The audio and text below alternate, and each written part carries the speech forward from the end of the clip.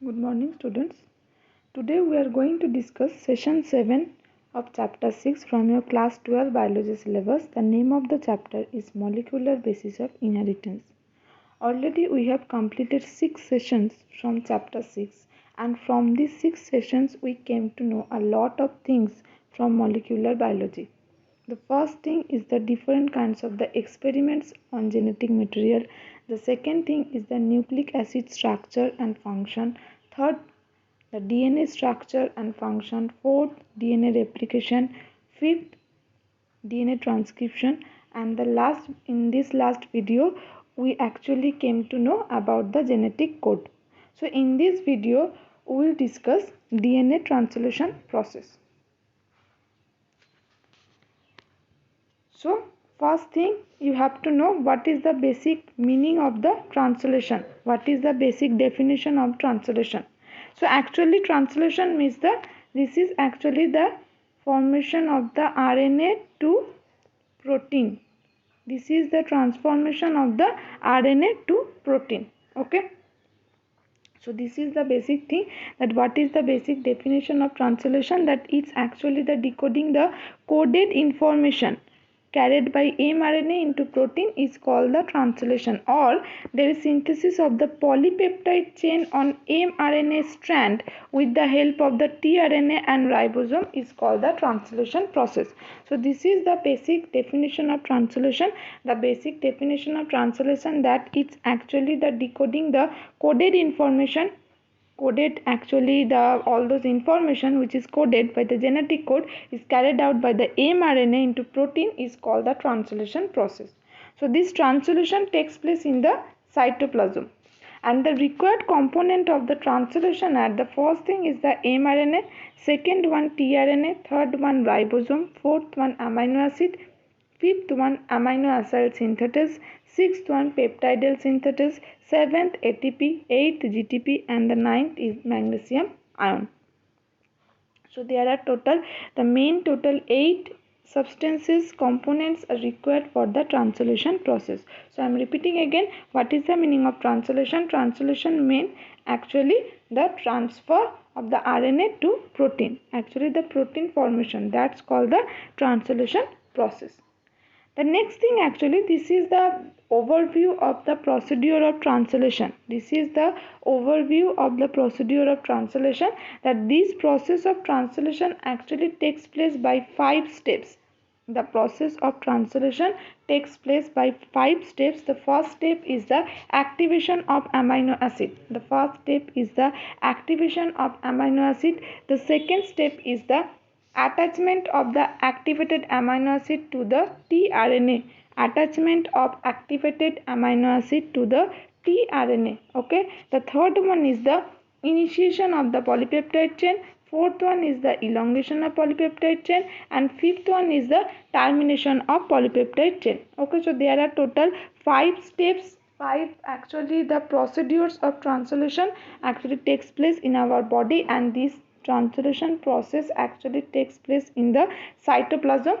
The first procedure, the first step is the activation of amino acid. The second step is the attachment of the activated amino acid to the tRNA. Third one is the initiation of the polypeptide chain. Fourth one is the elongation of polypeptide chain, and the fifth one is the termination of the polypeptide chain. Termination process means the ending. Termination means the end. Okay. And initiation means the start. So by these 5 process, the translation process actually takes place in our body. The first procedure is the activation of the amino acid. The first procedure is the activation of the amino acid. Okay. So here mRNA actually the agency which carries all the instruction from the DNA to the ribosome exist in the form of the mRNA. The synthesis and the structure of mRNA has already been described, but now I am coming to the activation of amino acid. So these specific amino acids, so any kinds of the specific amino acid present in the cytoplasm which actually gets activated by the specific amino acid synthesis enzyme and the ATP. So you have to remember the enzyme's name, amino acid synthesis enzyme. Okay, so this amino acid synthetase enzyme is very important enzyme for the activation of amino acid and the ATP also. So it forms amino acid adenylate enzyme complex. So how this amino acid adenylate complex enzyme actually is formed? By the amino acid and this amino acid binds with the ATP and form the amino acid adenylate enzyme complex by the enzyme amino acid synthetase. So this is the enzyme portion and this is one complex. Okay, and this ATP is breakdown into phosphate molecule. So this is the basic things of the activation of amino acid. This is the basic procedure of the activation of amino acid. Next procedure is the attachment of the activated amino acid to the tRNA. So after the activating of the amino acid, this activated amino acid actually is attached to the tRNA molecule. So this do loop of the specific tRNA actually recognizes the activated amino acid according to its anticodon. The do loop of the specific tRNA recognizes the activated amino acid. So this is the do loop. Already we have discussed this do loop portion in our tRNA molecule structure, the Cloverleaf model structure.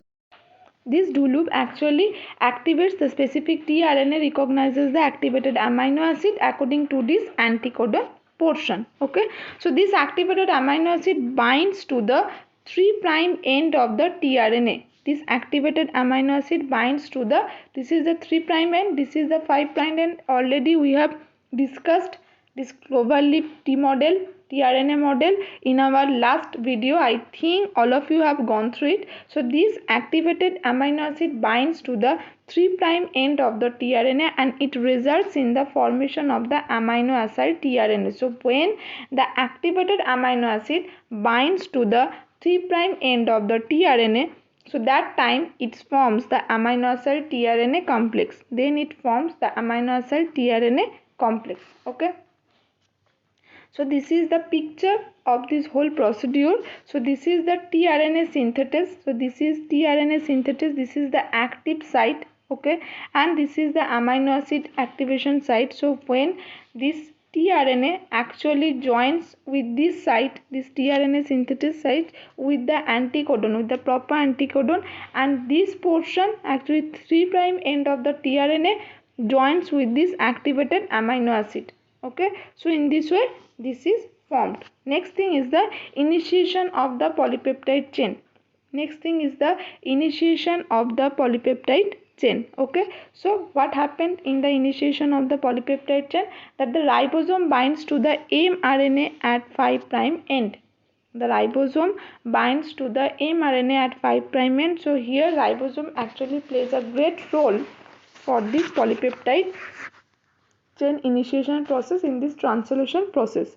Next thing is the ribosome recognizes the initiator codon AUG of mRNA. So this is actually our starting point. This is the starting point of the translation process. So this ribosome actually recognizes the initiator codon AUG. So already we have discussed in the genetic codon portion that this AUG is the start codon, the initiator codon, and it's present on the mRNA. Okay, so when ribosome actually recognizes the identify the initiator codon AUG on mRNA, that time the process is started. After that, the tRNA having the anticodon EUAC carries the formyl methionine acid to the site of the initiator codon and it initiates the polypeptide chain. Just look at the structure. So this is the AUG, this is the codon, this is the codon. So it needs one anticodon. Okay, so this anticodon actually comes with the tRNA molecule. So this is the codon and this anticodon actually comes with the tRNA molecule. Okay, so here the codon is the AUG, so it's complementary with the codon, and anticodon always will be complementary with each other. So for this AUG, so complementary base will be the EU. For U is A and G for C. So this EUAC. So this EUAC is actually the anticodon which comes with the tRNA. So when this tRNA actually binds with this portion, so that time the formation of the polypeptide chain will start. Okay, next thing is the elongation of the polypeptide chain. Next portion is the elongation of polypeptide chain. So it is the linear growth of polypeptide chain on the mRNA. It is the linear growth of polypeptide chain on the mRNA. Okay, so this is the elongation of the polypeptide chain. This is the linear growth of the polypeptide chain on the mRNA. So just look at the diagram properly. So in this case what happened? So one ribosome has total 3 sites. Okay, the A site, P site and the E site. Okay, A site means the acceptor site, P site means the peptidal site and E site means the exit site. So okay, so in this way, so first is the AUG is the start codon. After that the another codon actually comes in the mRNA, that UUA. So UUA is the codon, and for that codon one complementary anticodon is there, that for the UA, for the U again A, and for the AU. So just AAU is coming to the another tRNA. So in this way the elongation of the polypeptide chain actually forms. So the charged tRNA which carries the specific amino acid that enters the ribosome, it attaches to the mRNA next to the initiator codon with the help of the anticodon, that in this way, just in this way. Okay, so this is the first, this is the second, then again this will be the third, this will be the fourth. So in this way the charged tRNA when carries the specific amino acid enters the ribosome, it attaches to the mRNA next to the initiator codon with the help of the anticodon. The peptide bond forms between these two amino acids by peptidate synthesis. So what is the meaning of the peptide bond? That the CO double bond NH. CO double bond NH. I think all of you know this thing. This is the chemistry portion. This is the topic of the chemistry. So the peptide bond actually forms between these two amino acids by the peptidal synthesis. Okay, so this is the name of the enzyme. This is the name of the enzyme, that the peptidal synthesis. Okay, so this peptidal synthesis is the enzyme which actually forms peptide bond. This peptidal synthesis actually enzyme which forms the peptidal bond. So as the peptide bond forms, the tRNA becomes uncharged and it leaves the ribosome. As the peptide bond forms, the tRNA becomes the uncharged and it leaves the ribosome. Okay, so after that the ribosome moves codon by codon in the direction of the 5' to 3' direction. So after giving this anticodon, okay, so this tRNA exit. Okay, this tRNA actually terminated, this tRNA actually removed from the ribosome, this exit site. Okay, so in this way one by one each and every charged tRNA actually joins and the ribosome moves codon by codon in the direction of the 5' to 3' direction. This is the 5', this is the 3' direction. So in this way this 5' to 3' direction actually the ribosome moves. Okay, after that as the ribosome moves over mRNA, the coded information decoded into the polypeptide chain. I am repeating again, as the ribosome actually moves over the mRNA, the coded information decodes into the polypeptide chain. Okay, so this is in this way actually. So this is the 5', this is the 3' direction. So in this way actually it moves, the ribosome moves code to code. So just look at this structure. A site, this is the P site, the peptidal bond site, and this is the exit site. Okay, so in this way the elongation of the polypeptide chain actually forms. Okay, this is the structure. Okay, so one by one the codon, when the ribosome actually moves, code to codon, so that time for each and every codon one charged tRNA actually comes with the anticodon portion. Okay, so this is the basic thing. So in this way actually this is the way of the elongation, this is the procedure of the elongation of the polypeptide chain. And after that, after actually giving the anticodon, it actually removes the tRNA. This tRNA actually is removed from the ribosome portion. Next thing is the termination of the polypeptide chain. Next thing is the termination of the polypeptide chain. So what happened in the termination of the polypeptide chain, that actually this termination of the polypeptide chain actually takes place due to the presence of the terminator codon UAA, UAG and UGA. Okay, I am repeating again, the termination of the polypeptide chain actually takes place due to the presence of the terminator codon UAA, UAG and UGA, because already we have discussed this thing. These three codons are called the stop codon. These three codons are called the stop codon. Why these three codons are called the stop codon? Because these three codons actually do not code for any kinds of the amino acid. Okay, in our genetic codon base, in our genetic codon table, these three codon actually do not code any kinds of the amino acid. So that's why they are called the nonsense codon, stop codon or terminator codon. So when terminator codon comes, it does not actually codes for any amino acid. It leads to the termination of the polypeptide chain.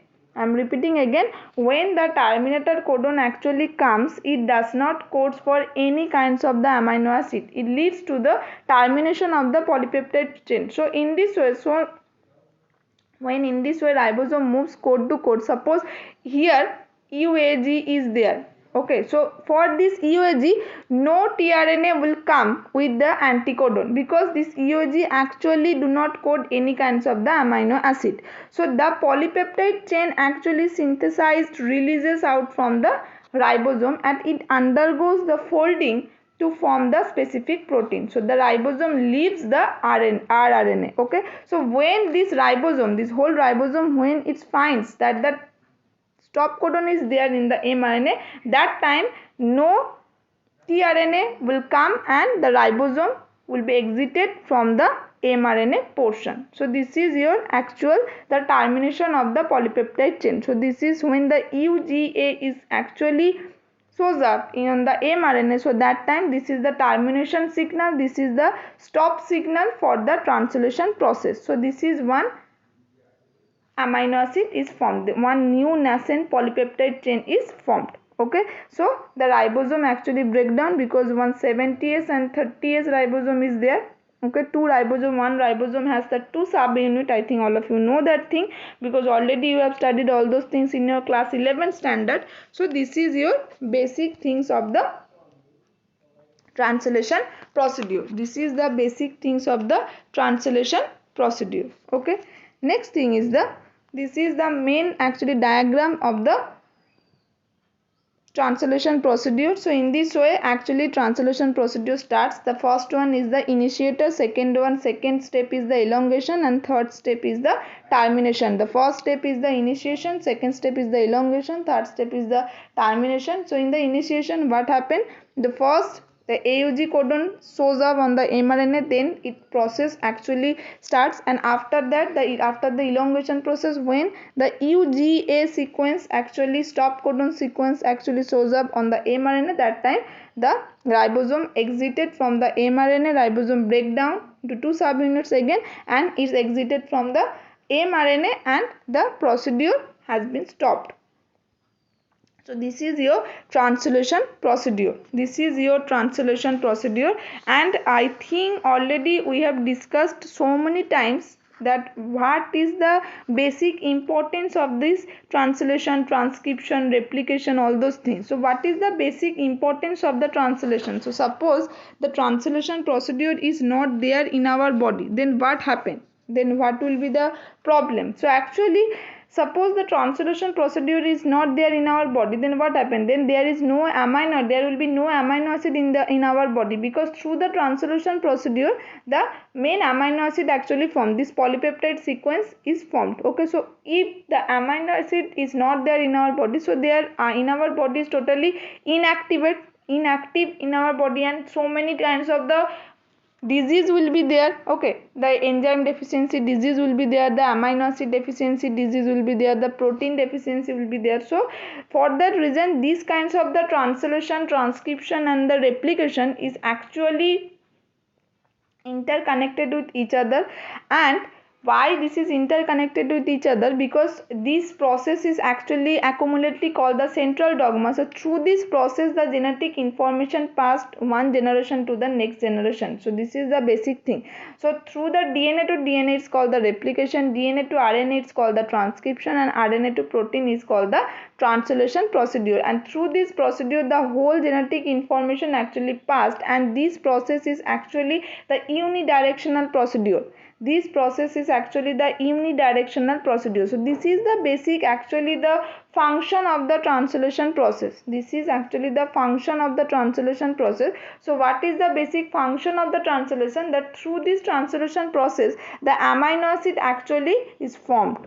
Okay, and without translation there will be no trace of amino acid present in the body, in our body. So that's why these three procedure actually is very important procedure for the in the molecular level in our body, and these three procedures are interconnected with each other. And already we have completed replication, transcription, this genetic code, and today I have discussed the translation process. I hope all of you understood properly this replication, transcription and translation procedure, and these three things are actually very important for your exam, for any kinds of exam, for your competitive exam, this NEET, this AIMS exam, or pharmacy, nursing, or normal school exam, for board exam. So these three things, these three procedures are very important. So you need to clear your concept first, otherwise you cannot write all those things by your own sentences. You will forget during the time of your exam, because so many things actually you have to keep in your mind. So that's why please understand properly what I am saying. Please follow my each and every videos, and in the meantime if you have any queries just ask me immediately, but follow each and every day's video, go through each and every day's videos, because this is very much important and it's little bit tricky and quite difficult for all of you, I must say. So that's why please study hard properly, please study properly and go through each and every day's class and the videos also. Okay, thank you, bye. In our next class we will discuss the another thing, another molecular level of thing in our body, but the central dogma procedure is completed. Okay, so now I am ending this session, and I hope this video will help you a lot for your better understanding. So goodbye, thank you.